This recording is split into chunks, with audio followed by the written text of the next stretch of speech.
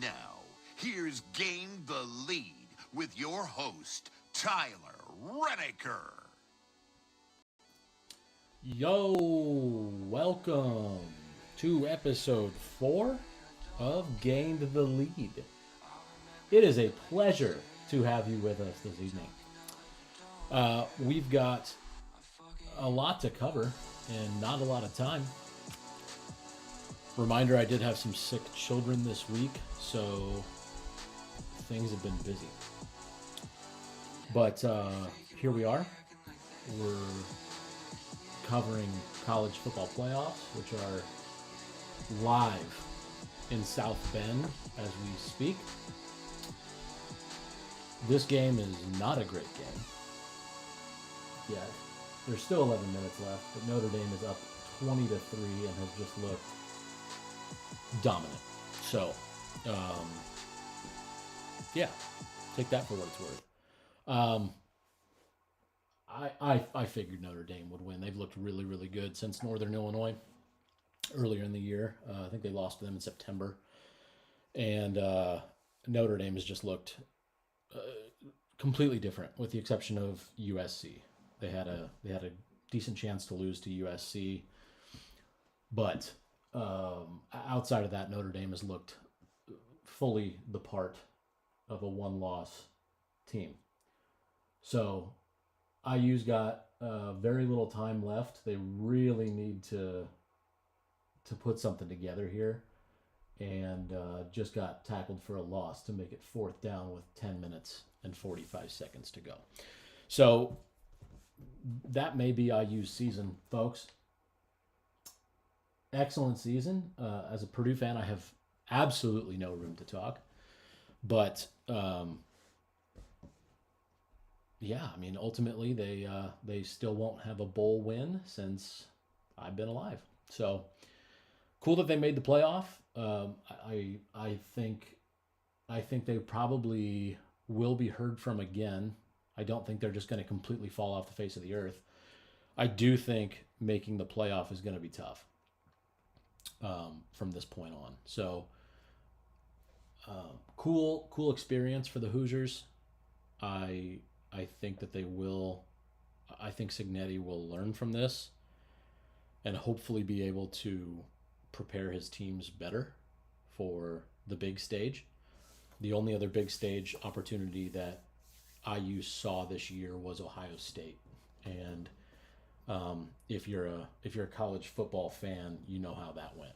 So they've got some reflecting to do on their season. I think they had a really nice schedule lined up for them.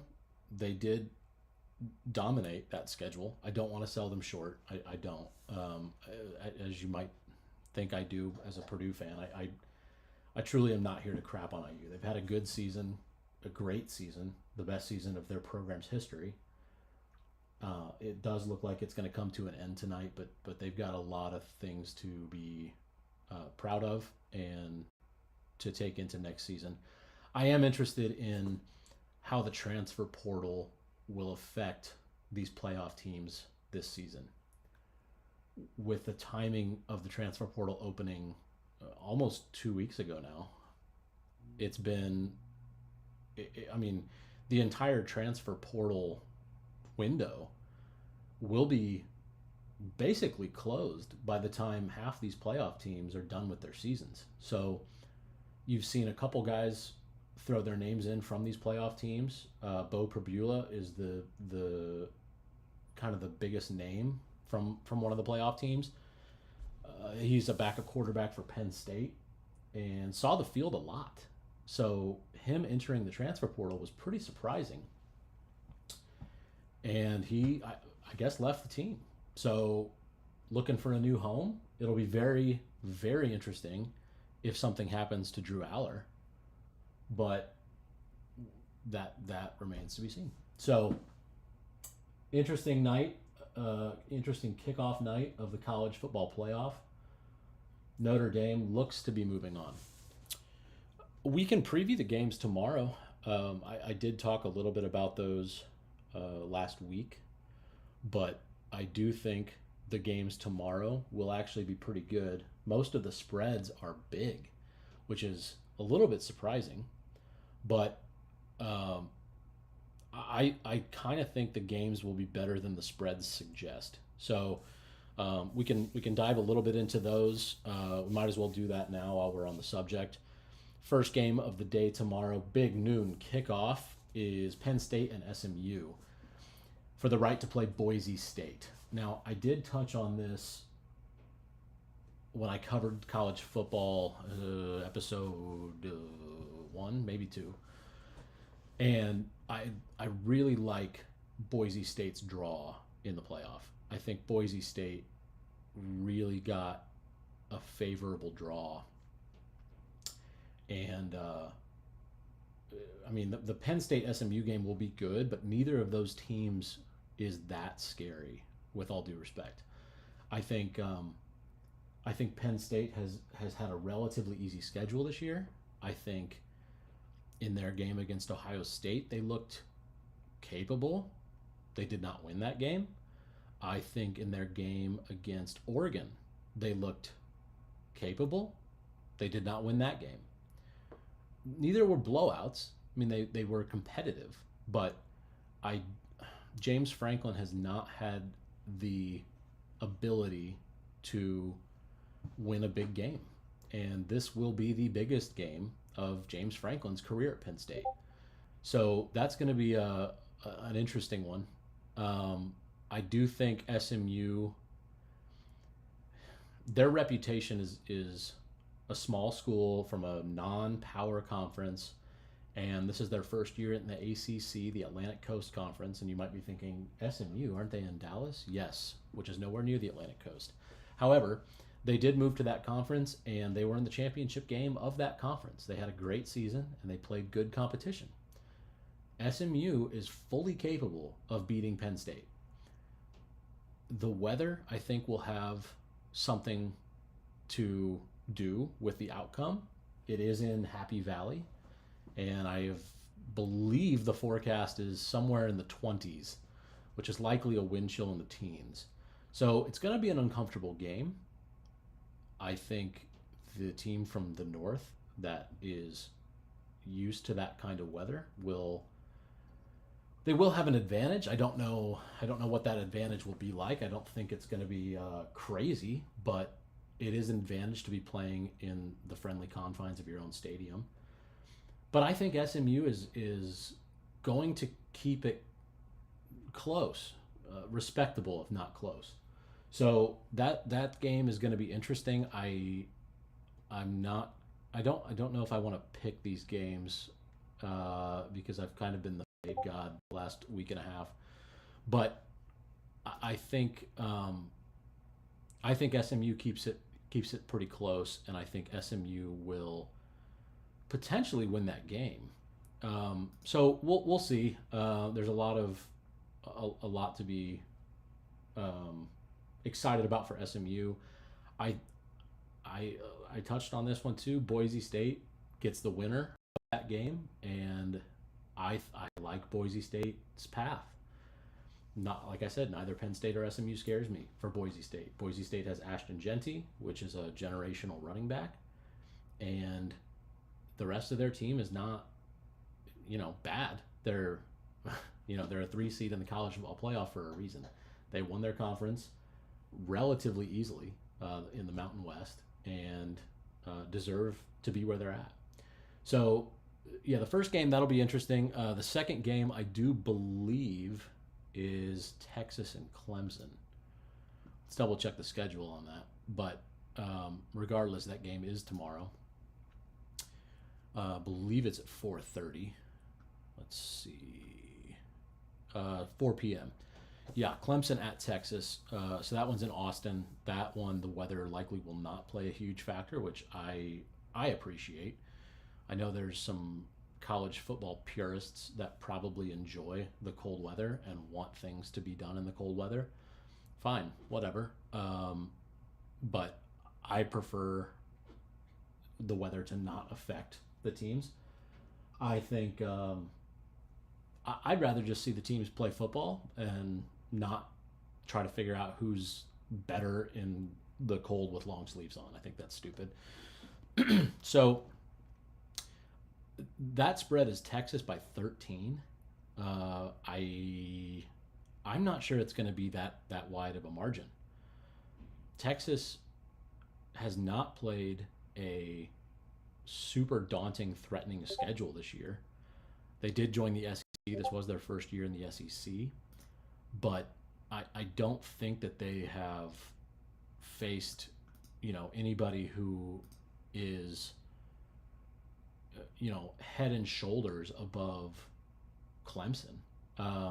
Georgia obviously would be the one that people might go, oh, well, Georgia's head and shoulders above Clemson because they played Clemson and they beat Clemson by a crap load. Yeah, I get it. That was the first game of the season. A lot has happened since then, so let's not get too out of control here. I think Clemson has come a long way from that first game of the season, and they showed that by winning the ACC. They made it to the ACC title game, and they beat SMU, who's a good team. I think they will have something to say with Texas. I think people are very quick to crown the SEC as just the God conference, and it's total bull. Yeah, I guess they play good football, sorta. I mean, the argument is, oh well, Texas and Georgia and Alabama have to play Kentucky and Ole Miss and Mississippi State and all these big time Southern schools. Yeah, okay. Well, Vanderbilt. Okay, fine. I hear you. Ohio State, Penn State, and Michigan have to play Wisconsin, have to play Nebraska, have to play who else? I mean, you've got good talent in the Big Ten. Are they the same names as the SEC? No, they're not LSU. They're not Texas A&M. Those are massive schools with 100,000 people stadiums. I get it that people worship football in the South. Cool. The teams in the Big Ten are still pretty good, save Purdue. Okay? Fine. I know where I sit. Barry Odom's got a lot of work to do. But overall, the Big Ten is not that bad. They're not any worse than the SEC, I don't think, top to bottom. Mississippi State was a terrible football team this year. As bad as Purdue? No. But as bad as Northwestern? Yeah. Every bit as bad as Northwestern. Every bit as bad as Michigan State. Every bit as bad as UCLA. So, I mean, okay. I don't see the SEC being that much better than the Big Ten. So people will see Texas and Clemson and say, oh, well, Texas is in the SEC. They're really good. Yeah, Texas's schedule was kind of ass this year. So before you get, all on your high horse about the SEC and what they, what their football means, fine. Clemson has been a perennial power, much more so than Texas in the last 10 to 15 years. The last time Texas was good before last year was Vince Young, which was what, like the mid 2000s, 05, 06, something like that. So it's been almost 20 years since Texas has been good. Most of the guys on that team today weren't alive when Vince Young won the national championship. So, I mean, Texas isn't like a purebred, tried and true program. Steve Sarkisian hasn't won a national championship. Steve Sarkisian hasn't coached in a national championship. He coached in the playoff last year. So he has a little bit of experience, and I hope he's learned from that. But ultimately, Texas is not that tested, whereas Clemson has won a national championship. Dabo has coached in these situations before. He knows how to prepare a team. So I I think I don't know. I think Clemson is going to be fine. I think they're going to cover 13 points. I don't think it's going to be that big of a spread. Um, I have received a question that I'm going to cover. Do I enjoy seeing my favorite team win or the team I despise lose? This is a really good question. I think if I had to choose one or the other, I am picking the team that I love to win. That is better. But when the team that I love has no chance of winning and their season is finished, I do enjoy watching the team I despise lose. Yeah. Um, and Notre Dame is up 27-3 now, as Riley Leonard runs that in with 4:50 to go. So that buries IU for the season. Like I said, great season, boys. And you still don't have a bowl win since 1991. So sick.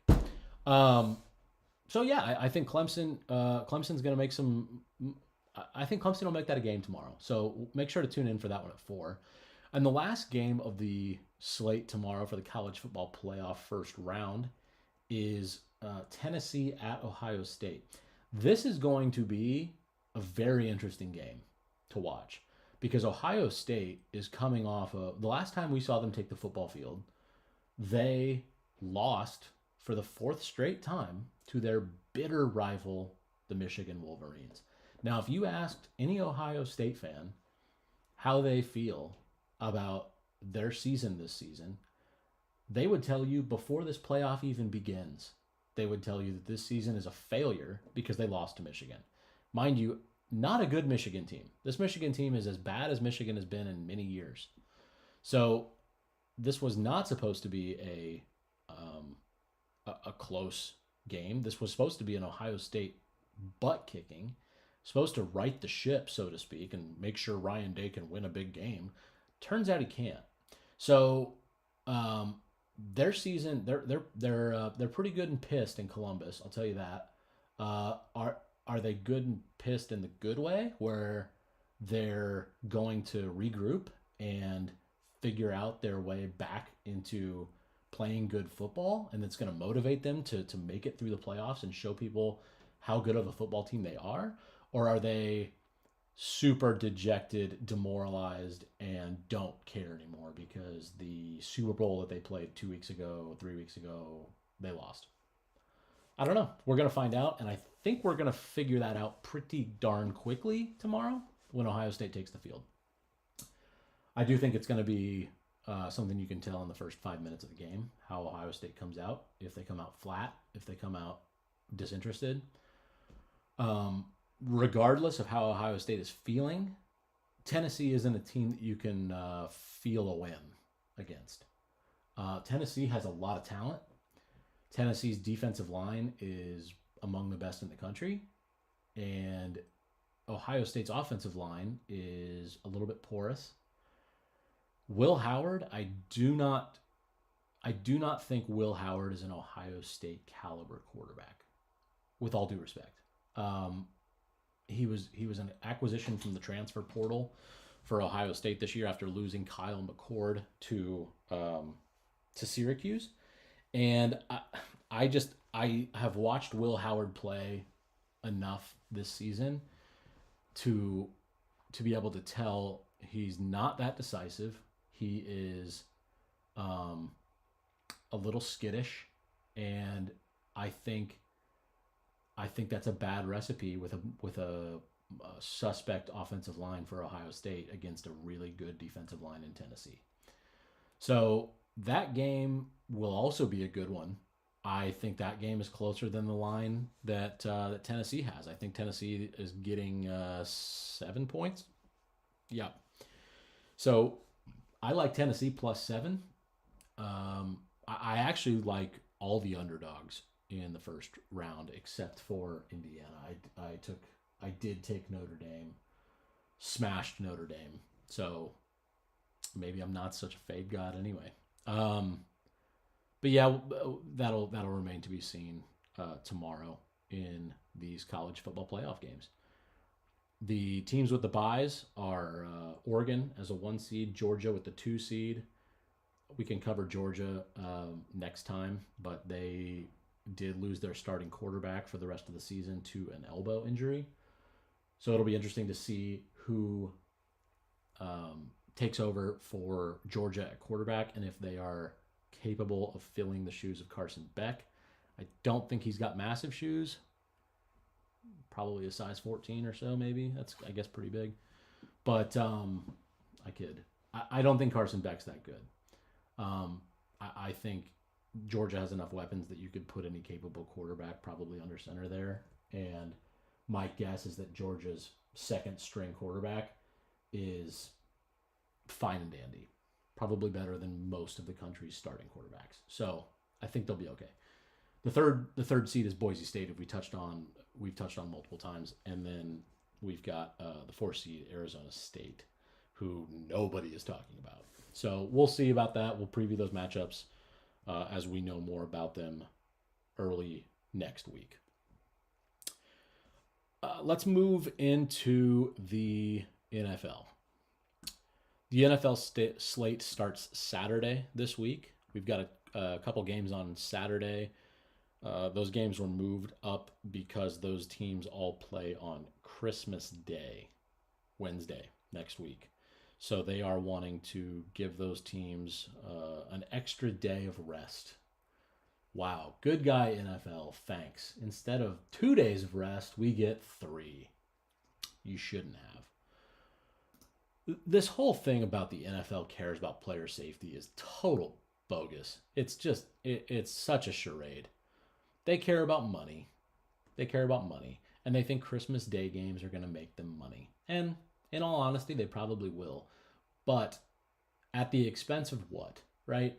These players are getting hurt on short amounts of rest. The Thursday night games are a tragedy. Ask John Gruden, who just came out this week and said he pretty much vehemently hates Thursday games. And the guy coached in the NFL. He knows what Thursday games do to a team and a squad who is worried about injury, who is playing not 100% on the throttle. That's a problem in the NFL especially. Those guys are way too big, way too fast, way too strong to be not playing 100%. Whether that's injured or whether that's fatigue or a combination thereof. So anyway, we'll cover the games. I think the Christmas Day games are kind of silly, and I hope they go away. Let's just say that. The matchup on Thursday Night Football last night was Denver and the LA Chargers. If you follow me on Twitter at RealGTL, I took Denver +3. I lost. So you're welcome for that. Please tune in next Thursday for another L served up nice and toasty. The bummer here, not problem, but the bummer is that Denver was up double digits in this game. Denver was looking like a really good pick when it was 21-10 before halftime. It was looking really nice. I was like, oh, maybe I do know something. Maybe I'm not the fade god. And then I, go out and do something, put the kids to bed, whatever I was doing, and check the score in the fourth quarter. And, oh, whoops, LA has scored 21 unanswered.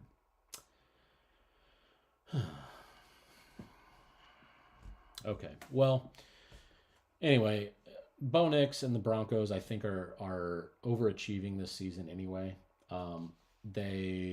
Nobody expected the Broncos to be in the hunt for the playoffs. So congratulations to them for making it this far.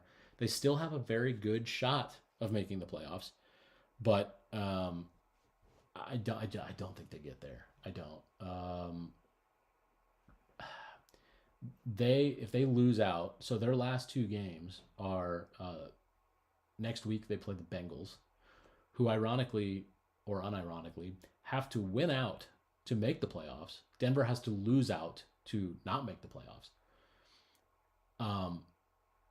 A couple other things kind of have to happen in there, but that's the gist of it. And Denver's got a very, very, very, very, very tough schedule to finish up. The Bengals, although their record is not good, the Bengals control their own destiny. So they're going to be, really playing football because they can still make the playoffs. So Denver's going to have to, tighten up the shoestrings and the cleats and get out there and fight their tails off to beat the Bengals. And then, as a reward, if let's say they lose to Cincinnati, they finish up the season with the Chiefs. Now, the only saving grace for the Broncos would be if the Chiefs have already locked up the 1 seed by week 18. Then they won't have any incentive to play their starters. They have nothing to really play for, so they'll probably end up throwing their second string out there, and Denver will probably win.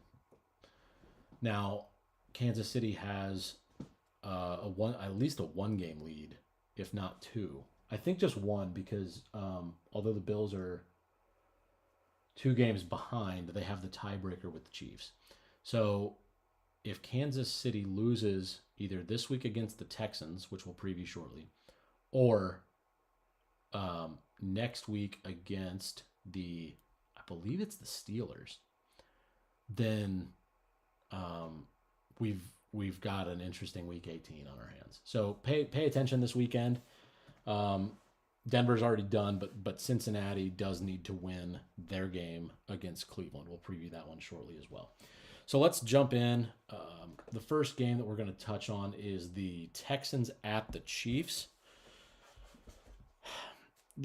This one's interesting because, as I've mentioned week in and week out, the Chiefs are kind of skating by.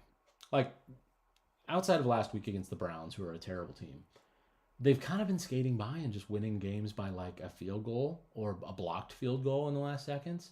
Or, it's the skin of their teeth. They're not looking crazy dominant like the Chiefs usually do. So that's an interesting wrinkle this season to their quest for a three-peat, right? They don't look like the Chiefs of the last couple of years. And when you're winning, who cares? You can look like dog crap. If you're winning games, who cares? The Texans are not a slouch football team. They may not be as good as their record suggests. I believe they're 9-5, perhaps. Let's see.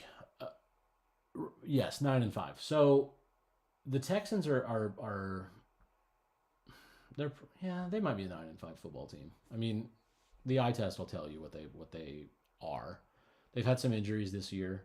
Stephon Diggs, who's a wideout 1, maybe wideout 2 for them, is out for the season and has been for a number of weeks now. Nico Collins, who is their wide receiver 1, wide receiver 2, right there with Stephon Diggs, was hurt for a number of weeks in the middle of the season, probably out for 4 or 5 weeks, which was a big loss for the Texans. Their best 2 pass catchers were not on the field for quite some time. Their running back, Joe Mixon, has been healthy this season and has been playing very well. But as I touched on with the Chargers last week, a one-dimensional football team is not great. It's easy to game plan for. It's easy to anticipate. So the Texans need to have both their passing game and their running game find stride on the same week. The last several weeks, Joe Mixon has not. He's been very up and down, very hot and cold. He'll boom one week and bust the next. Talking like 28 yards and then 102 and then 35 and then 112. So it's a big difference. And the Chiefs defense is very good. So the Texans need to come to play this week to beat the Chiefs. But the Texans have the AFC South wrapped up, so they pretty much know where they're going to be in the playoffs. I'm not going to say they don't have anything to play for because I do think they're still kind of jockeying for seeding. But I don't know. I don't think I don't think the Chiefs are good enough to win this one going away. The line on this one is the Chiefs by 3.5, and I like the Texans in this one to cover that, if not win outright. I'm gonna for the purpose of this podcast, I'm going to take the Texans plus 3.5. I'm taking the Chiefs to win. Next game is Steelers Ravens. Both these games are Saturday. Steelers Ravens is one of the best divisional games that we get as NFL fans. We are #blessed. And I hope that every NFL fan who watches these games understands that this is football the way it was meant to be played. These teams hate each other, and they play outrageously close football games every single time. In fact, the last several games going back 20, 30 years even, if the spread is greater than 3 points, which it is in this game, the Ravens are favored by 7 points. If the spread is greater than 3 points, the underdog is 23-6 or something like that against the spread. I should have had that stat in front of me, but I think they're 16-2 in the last 18. The underdog against the spread, not outright, but to cover the spread. So they play close games here, people. These games are not blowouts hardly ever. Lamar Jackson's record against the Steelers is not good. And we're talking about the MVP here. This quarterback is a generational talent. He is a front runner for the MVP, him and Josh Allen again this year, after Lamar Jackson won it last year. His record against the Steelers is not good. Piss poor, in fact. I want to say he's like 0-5 in Pittsburgh. I think that's correct. Anyway, I need to have these stats in front of me. I'm sorry. Sick kids this week just didn't do me any favors. So, get your popcorn ready is what I'm trying to say here. I do think Pittsburgh will cover the 7 points.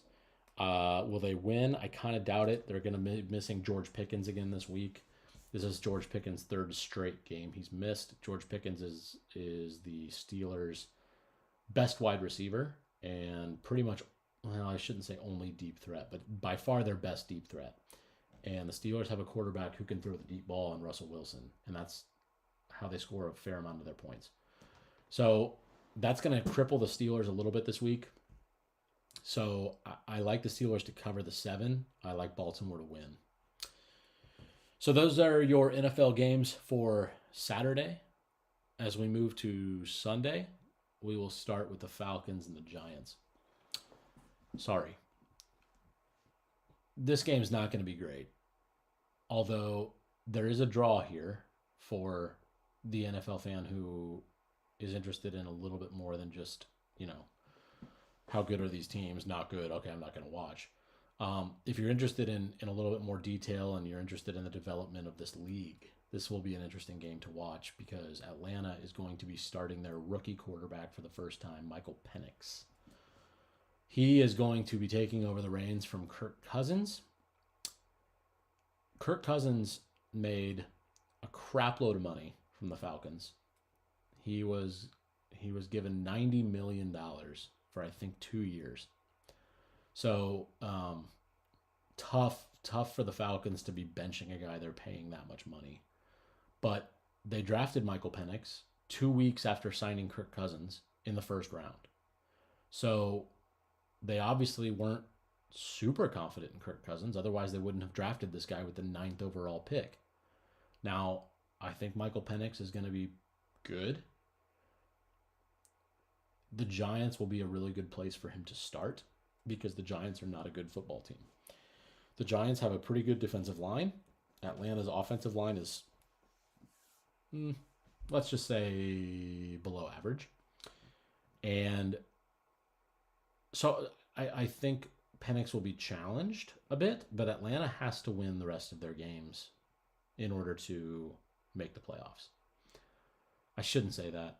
It does depend on what Tampa Bay does, but if I'm Atlanta, I'm telling my team I have to win every game because the Tampa Bay Buccaneers have a relatively easy schedule to close, and maybe even more than relatively. So Atlanta has their work cut out for them. They do hold the tiebreaker over the Buccaneers after beating them twice this season, which no one can explain.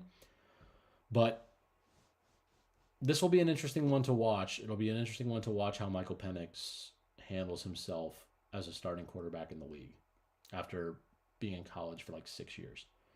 He did start his college career at Indiana, ironically, and then transferred to University of Washington. Indiana did score a touchdown. I did not see who it was, but it looks like the final will probably end up being Notre Dame 27, Indiana 11. There are 41 seconds left. The spread on this game is huge. Atlanta -9.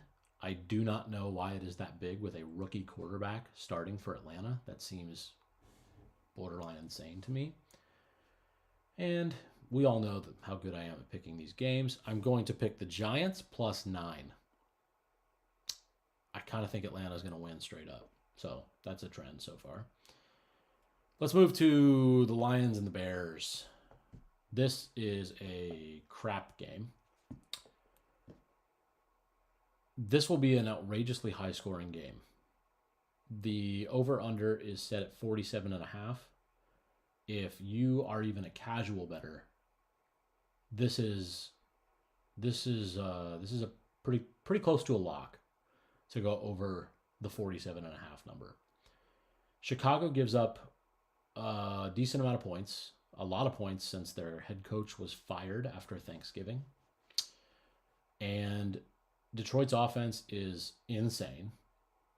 They did lose David Montgomery last week, but Detroit still has weapons all over the field, and they will score points. I think Detroit alone could put up 40.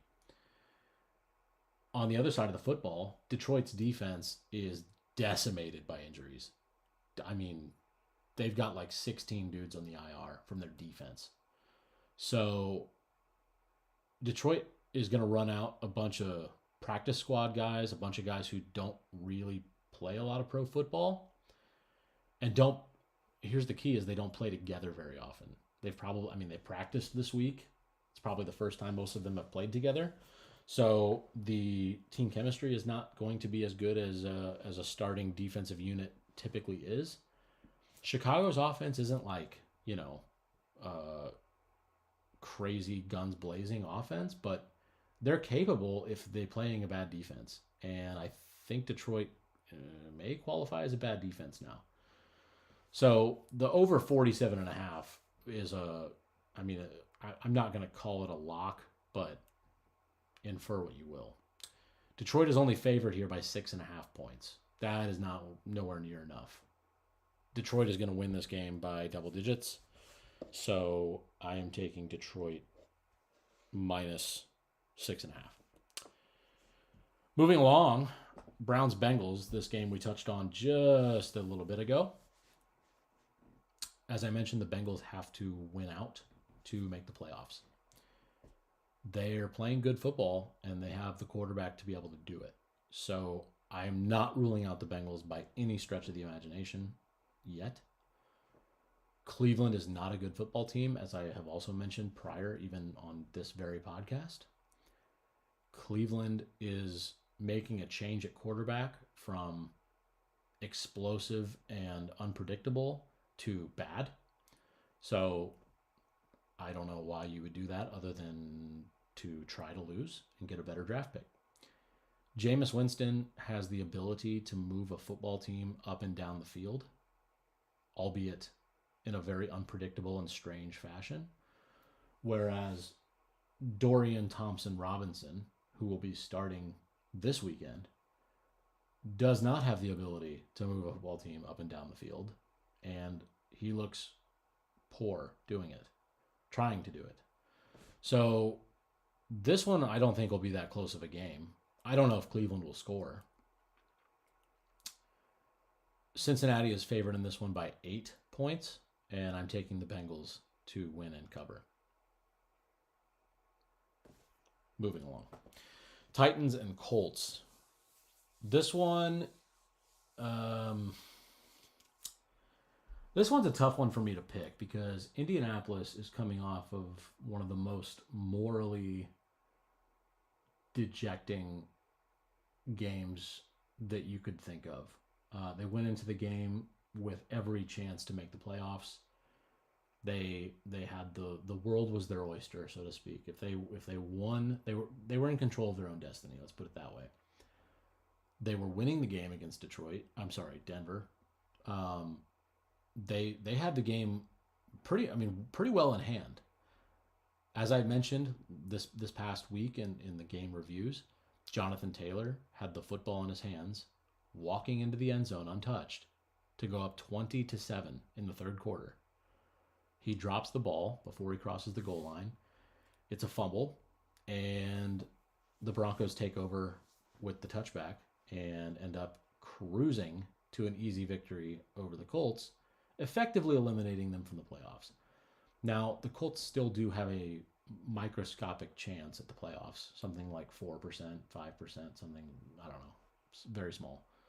And with Anthony Richardson leading the team, Shane Steichen calling the plays, Chris Ballard having assembled this team, no, it's like 0%.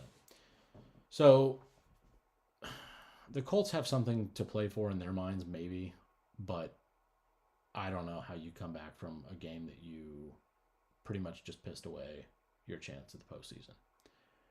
Tennessee is a bad team as well.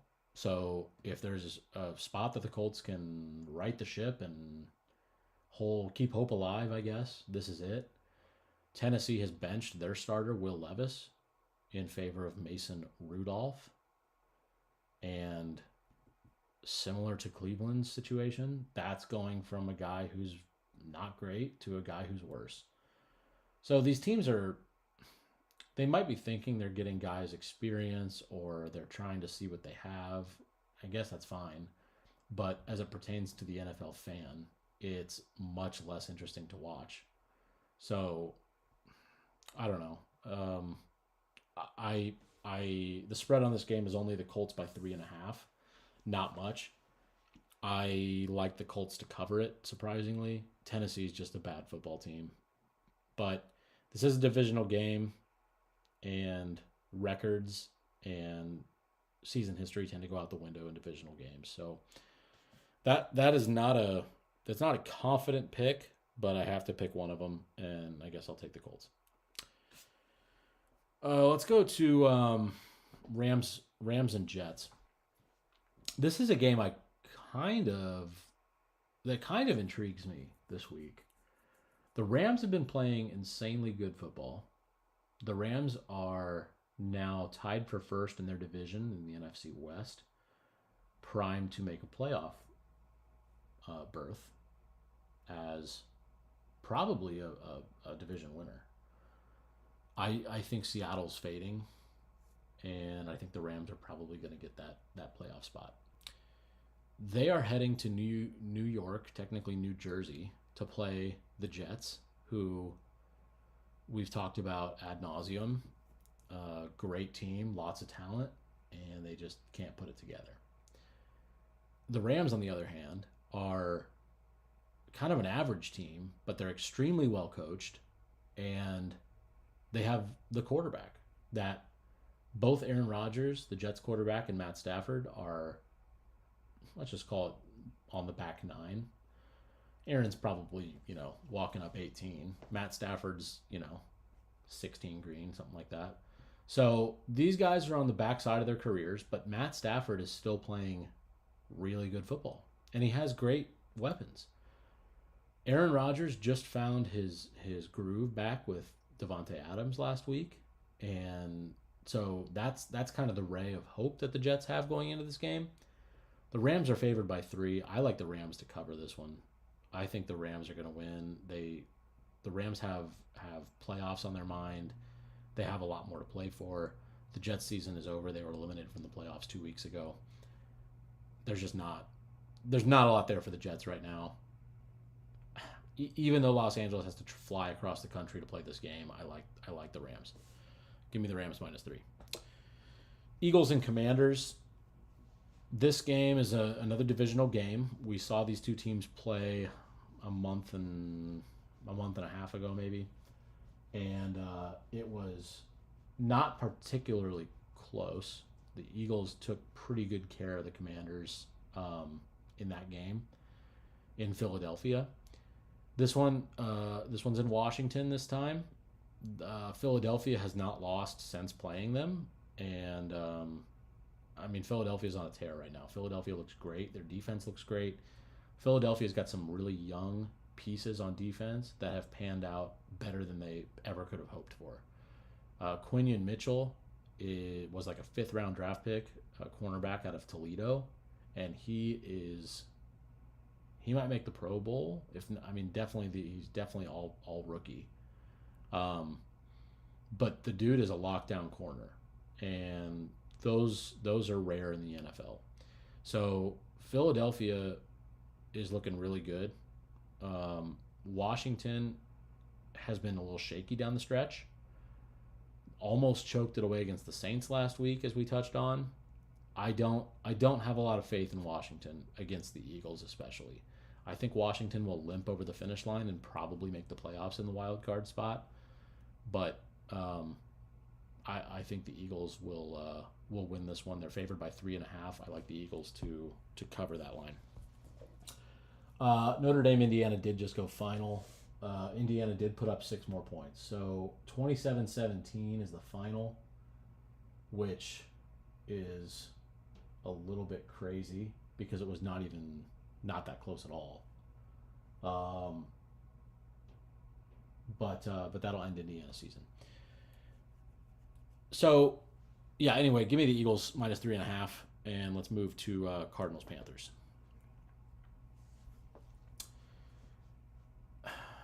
I think I learned my lesson on the Panthers last week.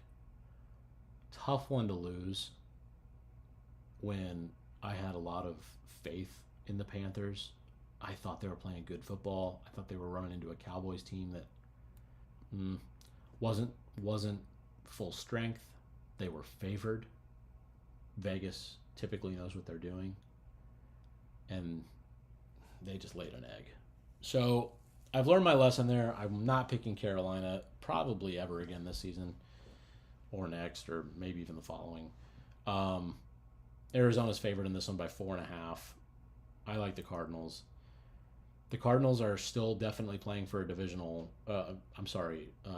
To win their division. They're only a game behind, and they still play the Rams. So they could absolutely still win the NFC West. Nobody's really talking about the Cardinals to do that because the Seahawks do own the tiebreaker with the Cardinals after beating them twice, but the Cardinals beat the Rams in their first meeting. So the Rams next week against the Cardinals have to win that one. That'll be a really interesting kind of triangle of tiebreakers if the Cardinals end up beating the Rams. That'll have to go to something really wonky to figure out who's going to win that division if they all end up with the same record. Not a lot to talk about in that game other than Carolina letting me down last week, and give me Arizona. Vikings and Seahawks. The Vikings, again, I've said it every time I've talked about them, I think, are a good football team. Sam Darnold has led them to 12-2. They have every possibility to win the NFC North over the Lions. They're tied with the Lions right now, record-wise, and I believe play them once more before the end of the season to figure out who's going to win that division. So, and Minnesota is not dealing with nearly as many injuries as Detroit is. So, believe it or not, I kind of like Minnesota to win the division over Detroit. And I hate to say that because Detroit's a great football team, but they just are dead men walking. Injuries galore. But this game, Minnesota's in Seattle. Seattle looked pretty bad last week against the Packers at home. They got beaten pretty handily, 30-13. Geno Smith is healthy off the injury report, as is Kenneth Walker, who is the starting running back for Seattle. So they're getting a couple key pieces back this week. That said, Minnesota has really, they really haven't struggled lately. I can't pick against Minnesota. Can't do it. They're, I mean, they've won 7 straight now. Relatively decisively, a couple one-score games, but the Falcons and the Bears the last 2 weeks have just been absolute blowouts. So they're hitting on all cylinders, and I mean their key pieces are all healthy, and I think the Vikings defense is very good. They have some really nice pieces, and Byron Murphy on the back end. I didn't mention this, but he made a absolutely ridiculous one-handed pick against the Falcons a couple weeks ago. That was wild, but they're very talented. So I like Minnesota here. I think Minnesota's only favored by 3, by a field goal. So give me the Vikings -3. Let's go again. I apologize for not having a bunch of stats this week in front of me. I will be better. New England and Buffalo. I'm not going to stay on this game for long at all. Buffalo is looking like a Super Bowl team, caliber team. Their offense is insane. Josh Allen's the best player in the world. He's head and shoulders above everybody else in the league. There's not a whole lot else to say here. Buffalo's favored by 14, which is a crap load in the NFL. We have 2 14-point spreads this week.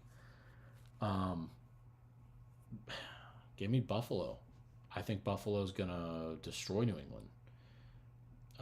New England, I mean, obviously everybody wants to win games, but I don't see New England keeping Gerard Mayo around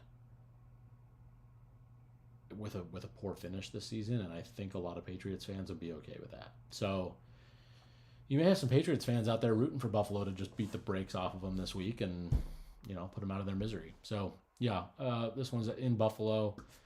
Forget it. 14 points. Give me Buffalo. Jaguars, Raiders, another crappy game that I don't want to spend a bunch of time on. Aiden O'Connell is back this week. Let's go. We hate Desmond Ridder.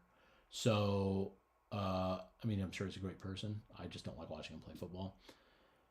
I think Aiden O'Connell gives Vegas a really good shot at winning this game. Vegas is favored by 2 points in this one.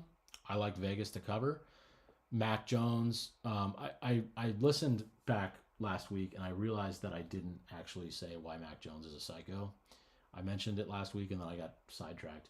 Mac Jones kept the Jaguars in the game last week, but he was so cocky and just a gross person to watch. I don't care for that at all. Like, he's not good. He doesn't deserve to be cocky. But he's like, doing dances on the sideline and like, trying to be somebody he's not. He's doing stuff that Josh Allen deserves to do, and he's Mac Jones. So gross. Jacksonville is pretty gross outside of Brian Thomas Jr. I don't see a reason why I would ever pick this Jacksonville team, minus Trevor Lawrence, to win any football game, even against the Raiders. So give me Las Vegas. Aiden O'Connell. It's AOC season, baby. Let's go. Niners, Dolphins. We touched on this a little bit last week. The Dolphins are 1-16 against teams with a 500 record or better. under Mike McDaniel, their current head coach, and they are 23-4 against teams with under 500 record. San Francisco has under a 500 record. However, that's a little bit of a I don't know what that is. It's not totally like accurate, right? It's their record, sure, but they have a lot of injuries. They are not. I think they're better than an under 500 football team. So, Miami's favored in this game by a point. So it's essentially a pick 'em. It's in Miami, so weather obviously is not going to be a factor unless you're talking about heat. Maybe the guys will get hot, sweaty. I don't know, whatever. Miami's a nice place to play football. So I don't think, they're not going to be cold. I don't think it's supposed to rain. So we're just going to have some good old-fashioned football here. This is a tough one, man. San Francisco's on like their 5th string running back. Patrick Taylor, I think, is his name. These dudes are probably getting signed off the street at this point. I think they just signed a guy from the Jets practice squad, Izzy Abanaconda. If any of you out there watch Hard Knocks, you probably recognize that name from Hard Knocks last season. But man, I don't know. Miami. I like Miami. I have the 49ers highlighted, but I'm going to do this again. I'm taking the Dolphins. Yeah, give me the Dolphins -1. I think they're going to win. I don't think I like it, but we're going to do it anyway. All right, last game. Bucks and Cowboys, Sunday night. Buccaneers are playing really good football. I've been on the Buccaneers since Mike Evans was back. I have thought they were going to win the division for the last several weeks, and they took the lead in the division 2 weeks ago. And I don't think they're going to give it back. They've got a really easy schedule to close the season out. I don't see them losing again. Dallas this week, even though Dallas has won 3 of 4, I think Dallas is full of it. I don't think they're very good. The Buccaneers' last 3 games are Cowboys, and then at home versus Panthers, at home versus Saints. Yeah, Buccaneers are going to win out. They're going to close the season on a 7-game win streak and win the division going away. So good for Tampa.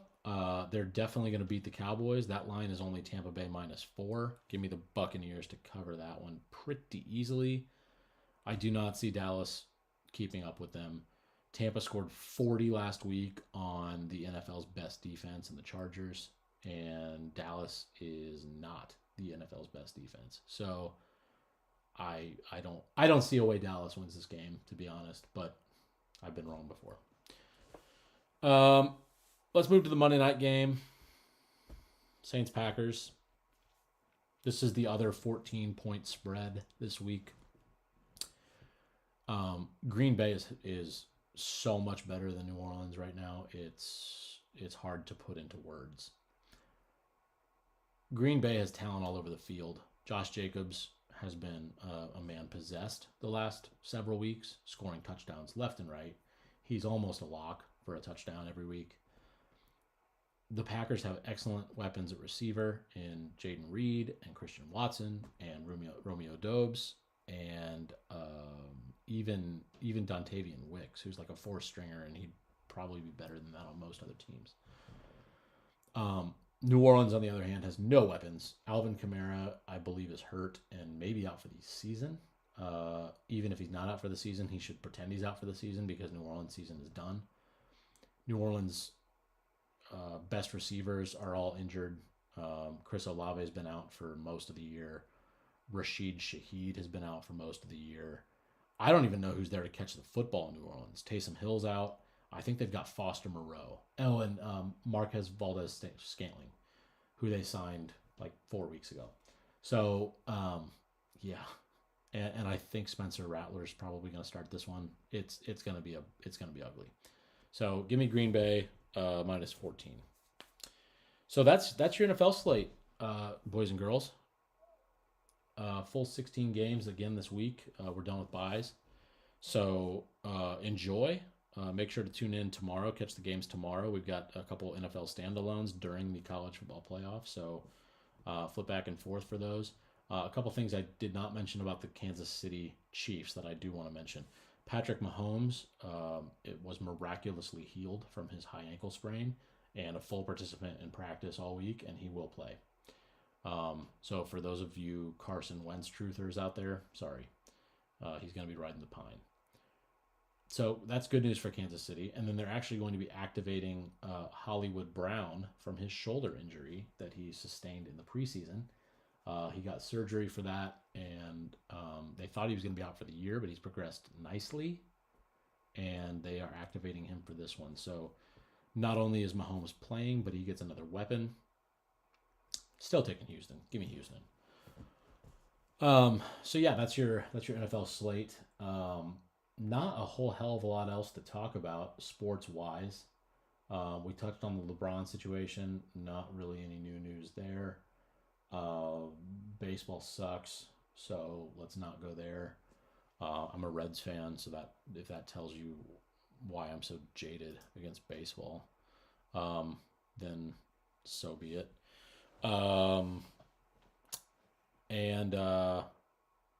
Yeah, that's really that. We got to do King of the Hill, and I'm kind of gonna fly by the seat of my pants on this one.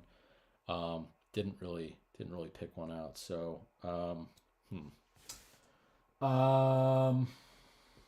of the Hill this week. Give me a second here. Let's do a little looking around.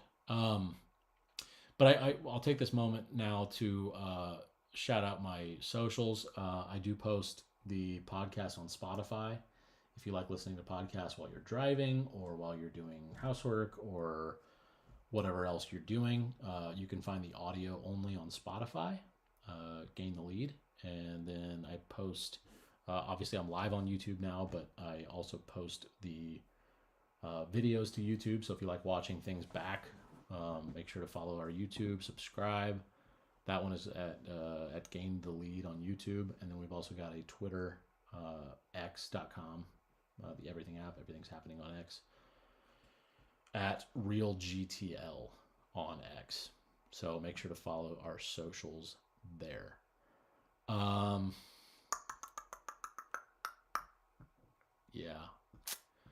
Yeah, I'm struggling for a King of the Hill this week. Nobody has stood out to me. You know, here we go. Here's what we got. Now, here's King of the Hill. King of the Hill this week goes to my wife, Emily, for dealing with sick children home this week. Dealing with sick children is just an insane task. So my evenings were filled with that and helping her, but she did an awesome job with our children, who are now on the mend just in time for Christmas. Emily, you are King of the Hill this week. Congratulations. So that's going to be it for me today. I appreciate you joining us. Enjoy the football this weekend. This is going to be an excellent football weekend, both college and NFL, with plenty of playoff implication. We'll be back with you. Obviously, Christmas is next week, but our schedule does kind of go around Christmas. So I would imagine I'll be recording and live again Monday evening during Monday Night Football to post that late Monday night, early Tuesday morning. So we'll plan on talking to you all then. It'll probably be an abbreviated stream. We'll just be going through college results, NFL results, and then obviously Christmas. So we'll talk to you then. Everybody have a lovely evening. Adios.